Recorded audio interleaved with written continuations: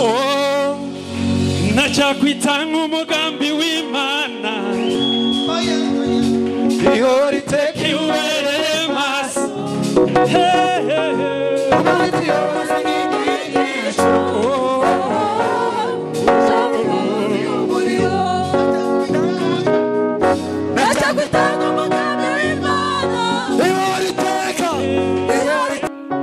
It is your home. It is your house.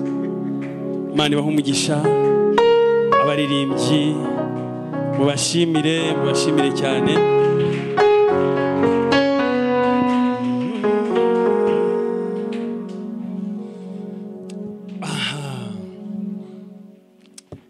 Mbega ukuntu Imana ari nziza. Nta kintu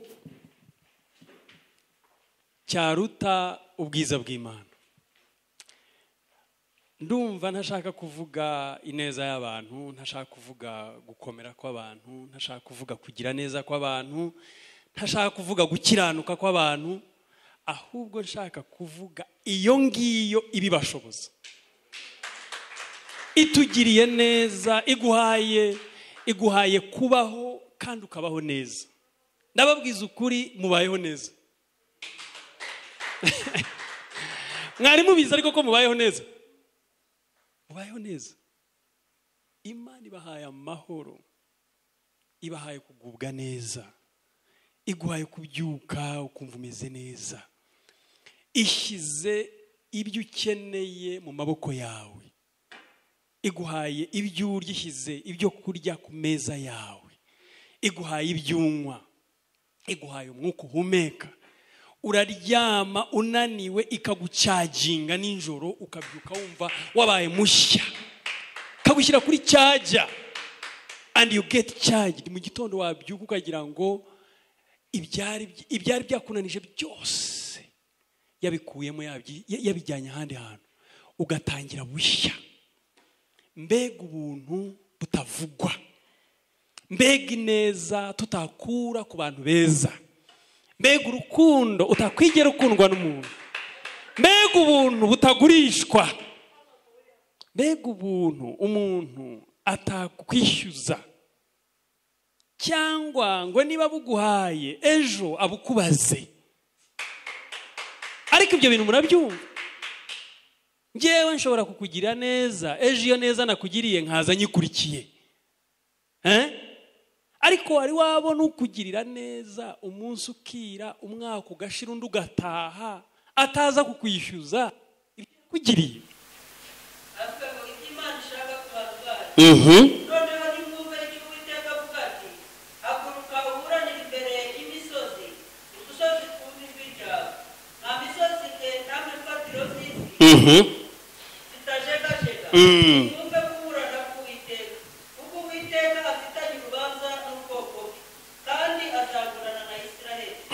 Yewe bwoko bwanjye nakugize ne, icyo nakuruhijeho n'iki ukimanye. Nakuzamuye kuvana mu gihugu cya Egiputa, ndakurokora ngukura mu nzu y'uburezi. Nohereza Mose na Aroni na Miriyamu imbere yawe. Yemwe mwa bwoko bwanjye, noneho mwibuke icyo Baraki umwami w'i Mowabu yagambiriye, n'icyo Balamu mwene Bowari yamusubije. Mwibuke uhereye i Shitimu ukageza i Gilgali, kugira ngo mumenye ibyo gukiranuka Uwiteka yakoze. Mbese nitwara ku Uwiteka ngapfukamira Imana isumba byose nyikuye iki? Nayitwaraho njyanye ibitambo byoswa n'inyana zimaze umwaka, aho Uwiteka yakwemera amapfizi y'intama 1000 cyangwa imigezi y'amavuta ya elayo? Ese natanga imfura yanjye ku gicumuro cyanjye, imbuto y'umubiri wanjye nkayihonga ku cyaha cy'ubugingo? Aha, uretse gato. Ninde muntu uzi ko hari ikintu Imana idushakaho? Ese mwemera ko hari ikintu Imana idushakaho? Okay, reka nkoreshe irindi jambo. Mwemera ko hari ikintu Imana idukeneyeho? Gushakaho wenda biri fomo cyane. Iki gukeneyeho? Mu nyigisho zimwe na zimwe barabwira bati Imana sibuze iki, Imana sikeneye iki. ariko ubundi Imana murayiha irakennye, ariko ubundi Imana murayiguriza ibuze iki? Izo nyigisho murazizi. Izi nyigisho ziriho kandi zidukura kuri target yo kumva ko hari ikintu Imana idutegerejeho. Ikiremwa kiremwe nkawe Imana yitondeye igakorera planning ikagiteganya. Na mbere yuko ikurema ijambo riravuga ngo warunzi muri Zaburi, waramenye. Zaburi 139 warunzi. Ese reka mbabaze, ikiremwa nkawe Imana yaremye ku buryo nk'ubwo butangaje, Imana yakiremera kubwo kukirema gusa ngo reka nyireme kibereho? Yego, ntabwo Imana yakurema utyo uko umeze, uko uteguye, uko planinze, uko uteganyije mu buryo buri kuri iyo architecture yo ku rwego rwo hejuru. Uri masterpiece, uri ikintu Imana yateke. Muribuka ijya kurema umuntu uko yabigenje, ariko yaricaye ireba inteko yabo bari kumwe yo mu ijuru, iravuga ngo reka tureme umuntu, ariko nitujya kumurema reka dutekereze uko turi bumureme. Murankurikira? Reka tumureme ameze nkatwe, arimo akantu k'ubumana, arimo akantu kwishimwe, arimo akantu ko kuramya, arimo akantu ka eternity, icyo nshorejeho, arimo akantu k'iteka. Reka tumureme mu buryo butari bw'agateganyo, reka tumureme mu buryo buhoraho. Ubu mwari muzi ko turemye ariko mu buryo buhoraho. We are permanent. Twebwe turi permanent. Icyo duhindura ni residence, but we are permanent. Residence yacu aha turimo turahanyura, ariko turi ibiremwa biremye ku buryo buri permanent. Aha uyu mwanditsi atangiye yibutsa Abisirayeli atari ko muribuka ibintu byabaye mu rugendo mwagize. Iyo rero usomye muri Bibiliya inshuro nyinshi ugenda ureba ibintu birimo, Imana ikunda ikintu cyo kwibutsa, kuko turibagirwa kwibutsa. Ariko muribuka muva muri Isirayeli uko byagenze, muri Egiputa uko byagenze.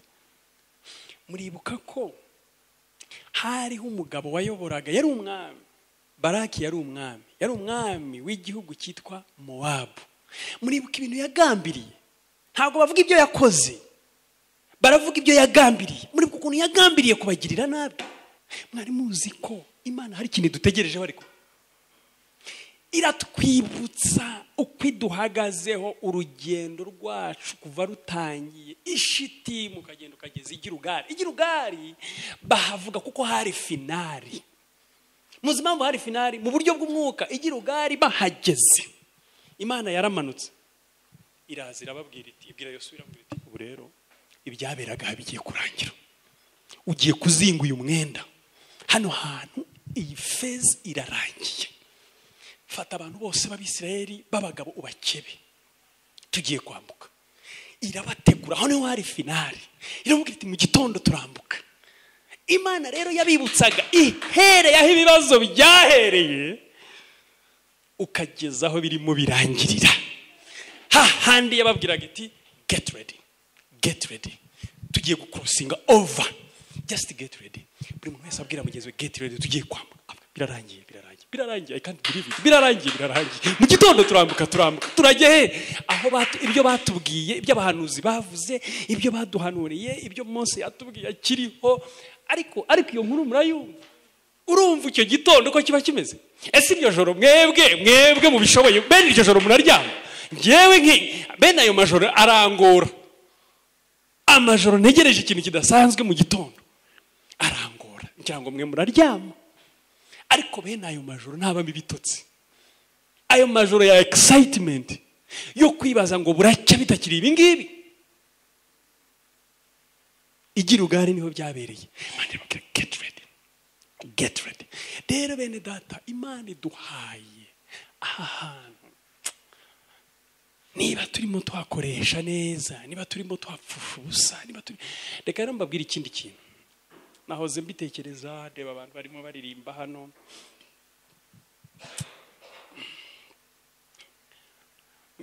muzajye muba confident, uzajye wumva uri confident y'ikintu ukora. Niba wafashe amajoro yawe ukagitegura, ukakibamo, ukagitegura. Ndi mu bantu bamaze kubona akamaro ko kwitegura. Gutegura ikintu ukakibamo, ukemera kikakuvuna. Iyo nganira na madama kenshi, ibintu urimo niye ushaka kujyana. Nyine akabona ngeze mu rugo ntakahangaha, nta ku mutwe, ntakiki, ubwo amasaha yamfashe, yajya kubona nkaho nakabaye, noneho ntangira ibijyanye no kunduhura, akabona mfunguye imashini akavuga ati ariko se ibi ni iki? Namubwira Remitteriyo, namubwira niba umuntu wanga gutanga ibintu bituzuye, ninde muntu wari waseba hano, ninde muntu wari waseba atanze ibintu bituzuye? Ejo nahoze mbwira abantu, kuko hari abantu twenda kwigisha, akavuga nti ni rero kubera ko abantu benshi babaye abarimu, iyo uri imbere y'abantu uri mu bigisho, noneho ibyo bigisha bikagiramo akabazo, ubaha break, mugende mujye kunywa icyayi. Ariko niyo harimo abarimu bahita bamenya icyo cyayi munyoye icyo mukinywereye, yo kavuga coffee break, kuko hari ibigonze bibigonganye ukuntu, kavuga ati mukabifixa, bagira amahirwe bigakunda. Ariko se watanga break zingahe? Ari speech uri muvuga wayisubiramo kangahe? Mujya mubona ukuntu abantu bakora ibintu mwese mubahanze amaso, mubategereje ko ukabona birapfuye. Rero gutegura is not for nothing. Ntabwo ari by'ubusa.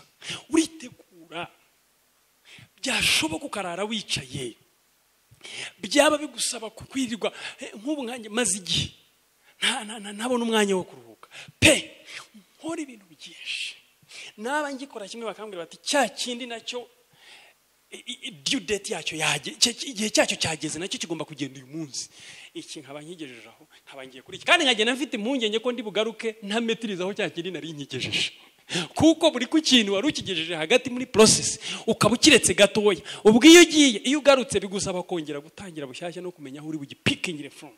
Ibyo bintu niko tubayeho hano ahangaha, niko tubayeho. Ariko nandi mbabwira iki cyo kuba confident, be confident. Niba mushaka gukora icyo Imana yabahamagara, be confident. Dufite criticism nyinshi, dufite abantu batunenga benshi, ugiye no kubatega amatwi ntabwo wigera ugira ikintu ukora. Ariko be confident, kuko dufite igihe gito tukaba tuvuye hano. Imana irimo iratubaza ngo ariko muri mu biki? Ibyo mbasaba gukora murabizi? Ngo yewe mwana w'umuntu. Rero Imana noneho uyu mwanditsi ajya atangira kuvuga ati ariko suko koko naza imbere y'Imana nzanye iki? Uwo murongo murawibuka? Niki kintu naza nitwaje? Ese naza nzanye araho yavuze ngo inyana z'umwaka, inyana imaze nk'umwaka ivutse. Ese nazana amapfizi yavuze 1000. Arongera aravuga ati zubu nazanira nerayo nibingana n'imigezi, n'ikintu kinaterura nkakizana imbere. Ariko murumva abantu bari muri inzira ikimana basaba, erega niyo mitekerereze tuba dushaka. Ibi ngibi by'akantu kose ubonye ushyira mu mufuka wawe, by'akantu kose ubonye wohereza iwanyu mu rugo, by'akantu kose ubonye ushyira kuri konte, ibyo ngibyo ntabwo ari ibyacu. Aha twebwe ibibazo twibaza ngibi, naza imbere y'Uwiteka nzanye iki? Uziko anagira n'ahantu akavuga ngo ubuse nzana umwana wanjye aba ari we ntanga. N'umurongo wa kangahe ariko kanze ndebe aho atangira kwibaza ikintu yazanira Imana. Nyipfukamiye nzanye iki? nje ariko muzi kwitwara. Uzi kwitwara ku muntu? Muzi icyo bita kwitwara ku muntu? Ni iki kwitwara ku muntu? Ati uyu muntu mwitwareho. Kwitwara ni iki?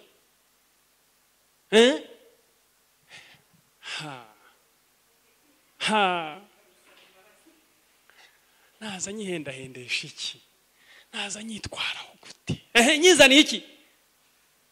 nayitwaraho njyanye ibitambo byoswa n'inyana zimaze umwaka. Aho Uwiteka yakwemera amapfizi. Ese mama ayo mapfizi nibwo zazana ari ariko murumva iyo level. Ngira ngo turi inyuma. Buriya hari ikintu bita marking scheme. Bakweretse ati do wamaze gukora dukora ibizamini by'umwaka wa 6. Hari umuntu twiganaga nyango bamwe baramuzi Karemera. Noneho bizami turangije gukora ibizami, bari abayobozi bacu muri segonderi, noneho baraduhamagara twebwe abo mwaka wa 6 n'abari barangije gukora umwaka wa 3. Twari twiyizi ko abantu badutegereje. Baradutegereje. Ahangaha niho bagiye kumenyera ko twari twaraje kwiga cyangwa ko twabeshyaga ko dukorera Imana, ariko turi aho ngaho. Ariko ufite ubuhe bumuga? Nubuhe bumuga twebwe dufite tugenda dukura ahantu ku buryo butwandika pa, ku buryo ujya mu gukora ibintu wowe akaba ari we byanga. Aho rero bari badutegereje. Noneho sura aratubwira ati rero bavandimwe, ibyo twakoze twabikoze. Ubwo nyine bagira ngo dusezeraneho dutahe. Ibyo twakoze twabikoze, ariko tugiye gusenga Imana kuko na nyuma yuko ibintu byanditse byagiye, Imana irabikurikirana. Ibyo mwanditse mwabyanditse, ubu ntacyo twakosora. Ariko na nyuma yuko byanditse bigiye, Imana irabikurikirana ikabisangayo bigasobanuka. Wari wakora ikintu nawe wumva atari cyo the best, byo kuvuga barimo barakubwira bati ibintu bikuye he? Je inshuro nyinshi bimbaho akora ikintu noneho nkasigarana akantu ko kuvuga buriya se ibisubizo byagaruka nkabona abantu barambaza bati ibintu mu bantu bake babizi. Mpita nibuka ko wabikurikiranye, akabikurikirana akagenda akabibasobanurira, kuko ibi bintu byose dukora ni perception. Ni uburyo umuntu abyumva. Ibi bintu byose tubamo mu buzima hano, ntabwo uri umuswa umuntu ati nibi nabyo nibyo, nibi yavuze nibyo. Wari waranditse ko igisubizo ushaka ari iki, ariko niki nicyo kibazo ntabwo kiri kuri uyu, kiri kuri wewe watekereje ibisubizo bike. Ahubwo uyu muntu ari ku rwego rukurenze, ahubwo aguhaye ibitekerezo, ahubwo aguhaye muri Imana ikora. Ariko ndi kumwe namwe muri uru rugendo, mube confident. Rero niba ugiye gukora ikintu, gihe umwanya, gitegure, kibazeho, gisengere, gihangayikire, tekereza n'ubundi buryo bushoboka, scenarios zitandukanye. Ese what if ibi ngibi natekereje biramutse bigenze bityo, nabyo utekereze remedies uko wabihindura. Ahasigaye Imana irababwira ngo, uyu muntu abwira Imana avuga ati nazanzanye iki, ngo nazana ibimasa, nazana amapfizi, nazana inyana z'umwaka, nazana iki. Aravuga ikintu Imana idukeneyeho. Wari ugeze ku murongo wa kangahe? Aho Uwiteka yakwemera amapfizi y'intama 1000 cyangwa imigezi y'amavuta yera inzovu. Imigezi inzovu irimo iki? Irimo amazi. Imfura yanjye ku gicumuro cyanjye, imbuto y'umubiri wanjye ayihonga ku cyaha cy'ubugingo bwawe. Yewe mwana w'umuntu we, aha rero experiment ngo ugire ikintu nibura uvuga uti Imana ibyo bintu ibibarinde. Ndababwiza ukuri, uyu muntu aravuga ati ndashaka kuza imbere y'Imana, ndabyifuza, ahubwo nimumbwire ndagenda ntwaye iki, ndagenda nyishyiriye ibintu bingana iki, ndaterura amapfizi ibimasa 1000 mbijyane ndajyana imigezi ya Elayo y'amavuta ya Elayo meza, imigezi ingana itya, ndatwara iki imbere y'Imana, ndaza nzanye iki. Kandi reka mbabwire nsoza, Bibiliya iravuga ngo nta hantu na hamwe ushobora kwihisha bino bintu. Icyo cyanditswe tugisome dusoze, kiri muri Zaburi 139. Haravuga ngo naho nava hano nkagenda nkakora uburiri bwanjye mu nda y'isi, ngo ukuboko kwawe kwansangayo. Naho nagenda nkajya ku mababa y'umuseke, nkaho umuseke uri mugenda, umuseke murabuze ariko nkagenda nkawusimbukira, nkagenda nkajyaho, narangiza nkavuga nti ndayicitse, ikizanzanga umuti, ukagenda ukajya kwihisha iyo ngiyo, wagera nsanga ijisho ryawe rindi hejuru gutyo uri mu ndeba. Nta hantu na hamwe. Uburega hari abantu bazi ngo bashobora kwihisha Imana. Njyewe ziko zabigenza. Kandi hari abantu baba barahura n'ubuzima bwe arimo ashaka kwihishahisha. Ukabona arimo ashaka kwepa, ibintu byavugwa bitya, akavuga uti ndasigaraho inyuma gato. Ntabwo bishoboka. Iyo option ntihari. Uri ahantu Imana irimo kureba. Let me see. Ni Zaburi 139. Ariko hera ku murongo wa mbere. Nziko ari the director of music, cyangwa se the director of choir, ariwe Dawudi. Dawudi yari umuntu Imana ihaye confidence. Ntabwo azi ishuri yizemo. Seriously. Ntabwo ndizi. Ariko niba hari umuntu ushobora kwifuza confidence yagiraga, ni Dawudi. Uzi kuva mu ntama ukagenda ukajya ibwami ugacuranga, wacuranga bakavuga bati utarize muri International School of Music, utaragiye ujuniya mu bintu amereyeho nabi, barashaka kujya muri academy. Mu by'ukuri ntabwo nzi ukuntu byagiye bimujyamo cyane. Hari imbere y'iwacu haba amashuri, hari amashuri ageza kuhakinira y'imipira y'iki, so agenda picking interest, ngira ngo no kureba ukuntu ndeba umupira, no kureba kungirane. Ubu rero arambwira ati kwikiruhuko kigiye kugera, tuzajya muri academy. Muri academy y'umupira. Ariko of course ubu nyine yabaye pressure ngomba nayo kwishakiramo umwanya. Ukavuga ko umuntu yize muri ejo. Uziko mu gihugu cyose cya Israel bashatse umuntu ushobora guprenga music.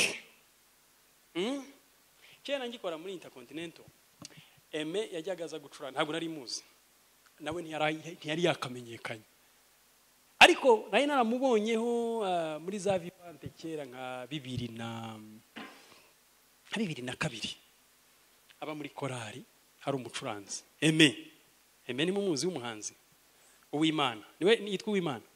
Noneho twaba turi mu kazi muri Serena y'ubu. Turi mu kazi ukanyura kuri reception ugasanga hari umuntu wicaye kuri piano. Muzi ko tuzi kitwa muri hotel. Abantu baradukunda nyine, abantu bashaka kuruhuka, ntabwo bashaka ibingibi byacu bya bashaka akantu kore kuri buto imwe bayirenga. None nsanga aho ngaho apuraying utu music nyine duke abantu bakishyura nyine, babaga bafite amafaranga bamuha ku munsi.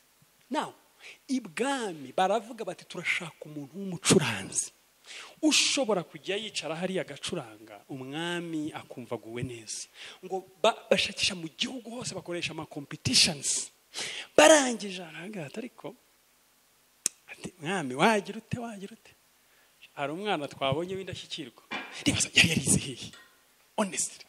Ariko abisubiraho akavuga ati igihe nabaga ndi mu ishyamba ndagiye, udutama tw'umugaragu wawe ariwe data Jesse waransanga Uwiteka ukantegura. Ngo iyo yabaga aragiye yabaga afite inanga ye, Imana iramwigisha aragenda agera ibintu byose arabiyungurura, agera kuri karite yaho mu gihugu ariwe nimero ya mbere. Excellence nta hantu wayicikira. Niba Imana ari niyo kuguha ubuntu, kuguha grace, izagwamo grace yo kubasha kumenya ibintu ukabikora neza. Ntabwo uzajya imbere y'abandi ngo bajye imbere bakurusha. Iryo ni ihame ryo kwisi. Ntabwo baba bakurusha ngo bajye imbere. Wabajya imbere sute? Ujya kubajya imbere ariko hari icyo wabarushije. Ahubwo niba Imana ariyo kugufasha, nigufashe ubimenye ubajya imbere noneho ubarusha koko. Ngo bakoresha amarushanwa. Ati hari umwana Betelehemu ku mukene utuyeyo witwa Yesayi Jesse. Mwami nkubwije ukuri, nabaho sindabona in fact ngo bamudescribinga ntabwo bavuze gucuranga gusa, bavuze ko afite n'ubwenge, bavuze ko afite n'ubushishozi, bavuze ko afite n'ikinyabupfura, bavuga ko ahubwo mu gihe cyabo banashyiraga imbere n'uburanga, banavuga ko afite n'uburanga. Aravuga ati rwose ibi bintu byaba ari urucabana, tugiye kujya gutekereza ko hari undi waba murenzi. Atakubwo ni mukabya. Ubwo mwese ukumukabiriza. Ati nimumunzanire ndebe. Ye baba we, reka rero bamuzane. Ngo afata inanga atangiye gucuranga gutya. Umwami ibyo yari afite bifasha hasi. Ngo aramureba.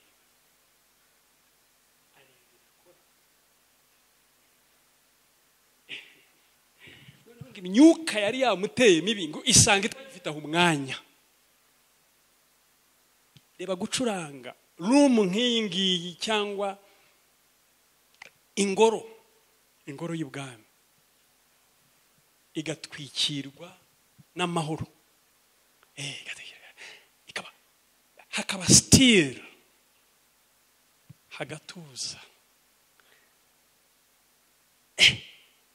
Umwami basanga nta mahoro yigeze abona nk'ayo ngayo. Wararuhuka amera neza, ibyamutroublingaga byose biratuza.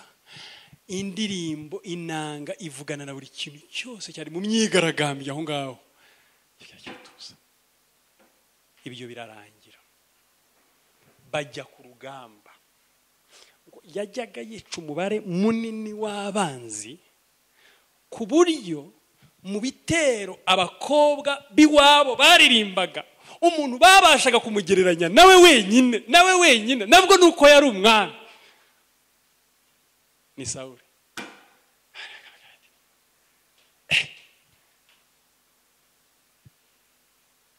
Imana iragenda imuhaye amahirwe kandi arahari.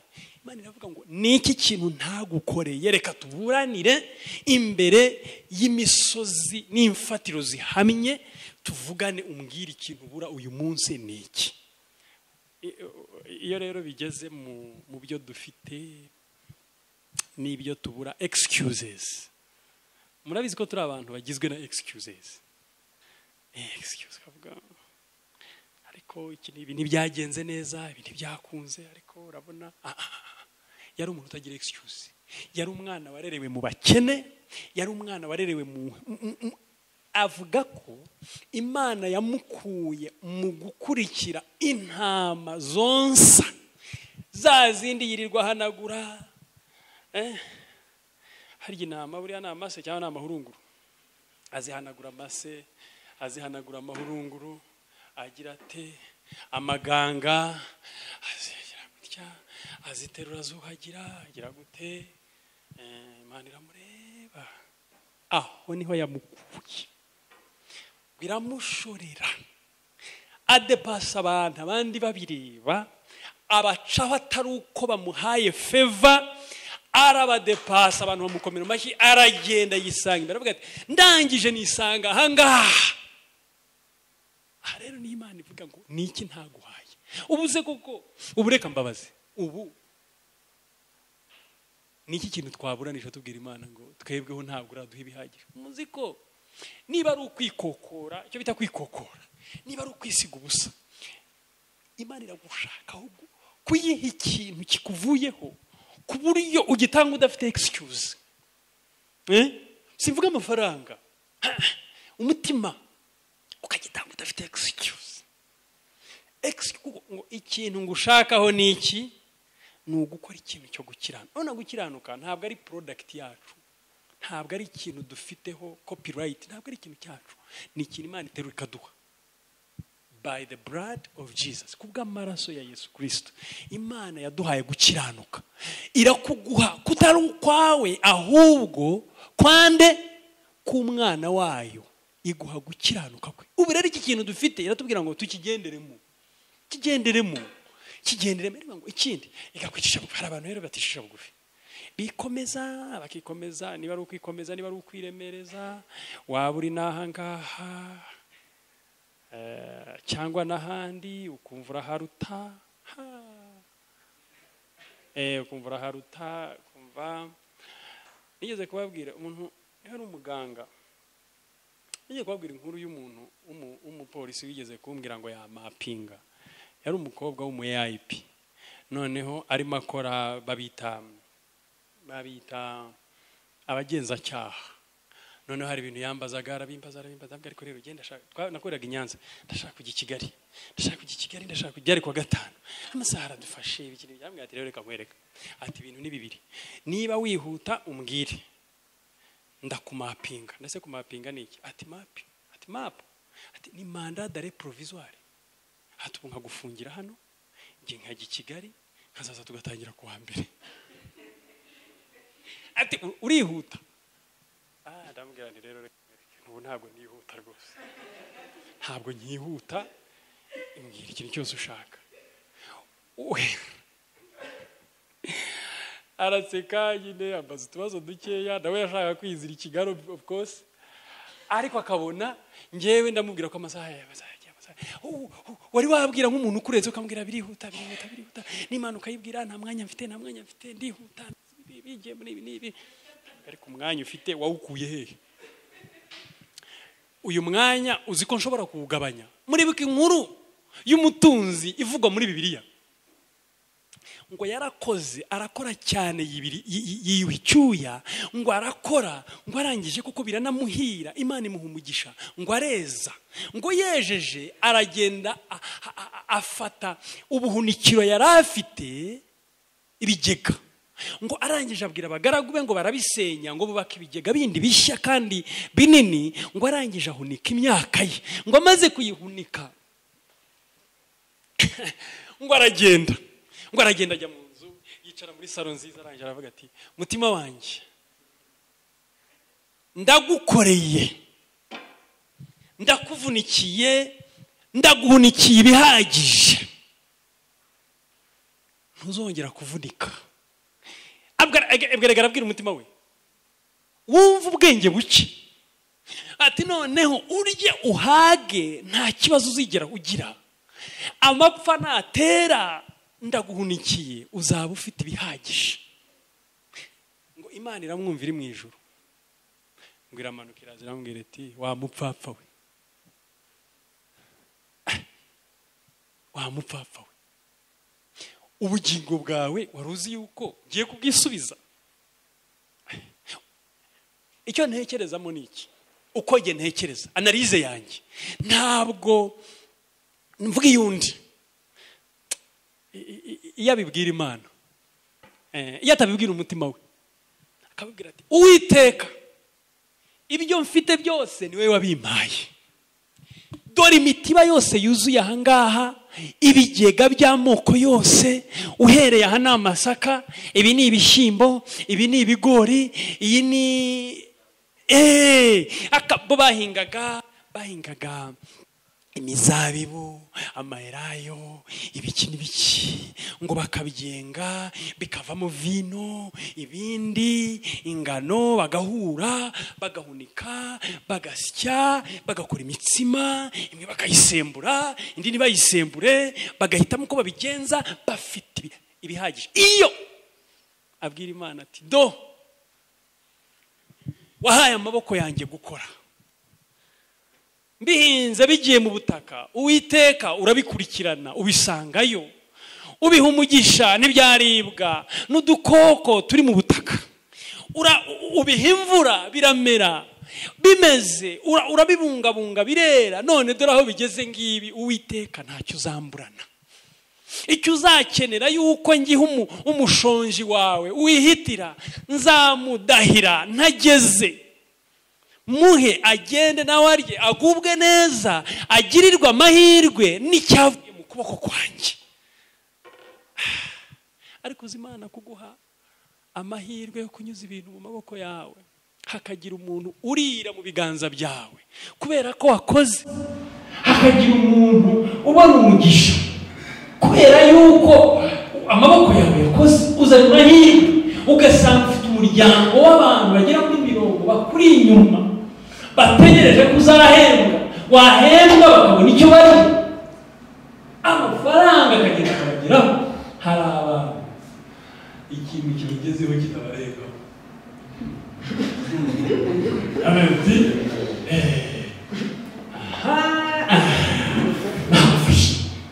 mwumvise ka kanyoni kabwira umuntu wari wagafashe arashaka karekura kamubeshye none kuri akajya hariya. ndakubwira ibintu 3 bizakujya mu mukiro akikarekura ko kageze hariya mu mukiro. icya mbere, ntukarekure icyo wafashe. ashaka kujya kongera ugafata kati ubu byarangiye, ntukarekure. hari abantu bagiye kwiyiburiza icyo wafashe wagifashe, icyo wafashe. ese wafata ibingana iki kumeze utyo? ibaze icyo wafashe kigumanye n'ikigere ku wundi, wowe icyo uzafata undi azaba yakirubira. nuko rero principe y'isibona, niba ushobora kublokinga flow, nawe menya ko iri kugeraho hari aho bazabiblokinga. ni kwisikoza niyo nature. Bibiliya iravuga ngo hari umuntu utanga atagize ati atikanyiza atyo ngo ni igitangaje ngo arakugira ate. niko nature y'isi, nuko isi yubatse. Imana niyibona uri umuntu uvuga uti icyo wasingiriye wagisingiriye, izajya itumusingira iki? izajya itumusingira ibikuri bintu. wowe wijya aho ngaho uvuge ngo turi hamwe n'abantu benshi, ngo abantu barandeba, abantu bashobora kumuseka. haguruka wivemo imbaraga zawe ufite mu myaka mike utanazi yari yose, ukorera Imana ikintu wumva nawe utekereza ko ari nk'ubusazi, uyikorere wivuye inyuma. wenda ushobora kusigaza umwaka 1 cyangwa 2 cyangwa 10, cyangwa hari abagifite na 50 imbere yabo. mu by'ukuri kora ikintu Imana igusaba, iragusaba gukora ikintu. rero ntabwo bivugira inzu tugiye kuba kujya muri za filozofi z'aba-theist zitemera Imana, zo gushyiramo sayansi nyinshi. yaba ari kuri deathbed yarimo apfa akaba ari kuvuga ati Imana ibyo nakoze byose wimbabarire. ariko dufite amahirwe yo kuticuriza ku munota wanjye uvuga uti nakoze iby'ubupfapfa, nigize umuntu umupfayo uri aho, ninyuza hirya ngenda nihishahisha. hano abanyamakuru bavuga ngo kwisha muri w'ubunyobwa. kwisha muri w'ubunyobwa impamvu baba babivuga nuko baba bavuga ni tugufi cyane, ntabwo wakwisha runaka muri ibyaba yigiza abazi ko bari kuyihisha mu murima w'ubunyobwa. ni ngombwa kurihisha abantu ahantu barimo kureba. ntabwo ari umurima w'imyumbati, ntabwo ari umurima w'amasaka. kwihisha mu murima w'ubunyobwa rero ari ibintu nsabe kwihisha mu murima w'ubunyobwa. imbere y'Imana mu murima w'ubunyobwa uri kuyihisha irakureba uburyo yakureba ko nawe uragenda akajya mu mwijima ku ijisho ryawe rivuga ko nawe nafata ubwirwaniriro nkamusasa mu nda y'isi kuzima nsanga uriyo hamwe uzo uje kwihisha. wari uje kwihisha uti ntabwo ko mureba ubutumwa nari bafitiye